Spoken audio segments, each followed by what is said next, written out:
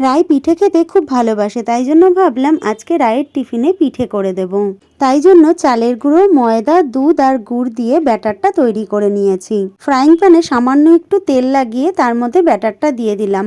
আর ঘরে একটু সন্দেশ ছিল নলেন গুড়েরই, সেটাই মাঝখানে দিয়ে দিলাম পুর হিসাবে। আমাদের বাড়িতে নারকেলের পুর থেকে সন্দেশের বা ক্ষীরের পুরটাই বেশি দেওয়া হয়, কেননা আমরা নারকেলের পুরটা অত বেশি ভালোবাসি না। তারপরে কিন্তু আমি হাত দিয়ে পিঠেগুলো ফোল্ড করে নিচ্ছিলাম, কেননা খুন্তি দিয়ে হচ্ছিল না। তো আমি পিঠেগুলো মাঝখান দিয়ে দেখো কেটে দিয়েছি। দুটো পিঠে দিয়েছি আজকে রায়ের টিফিনে। আর দিয়েছি কয়েকটা শসার টুকরো আর কয়েকটা গাজরের টুকরো। রাই একবারে খুব বেশি খাবার খেতে পারে না, তাই জন্য বলেছি বন্ধুদের সঙ্গে মিলেমিশে খেতে। আর দিয়েছিলাম 1 বোতল জল। আর আজকে রাই স্কুলে যাওয়ার সময় খেয়ে গিয়েছিল কুমড়ো ভাজা আর একদম সামান্য তেল মশলা দেওয়া আলু ফুলকপির ঝোল। তো আজকের টিফিন আইডিয়া তোমাদের কিরকম লাগলো অবশ্যই কিন্তু জানিও।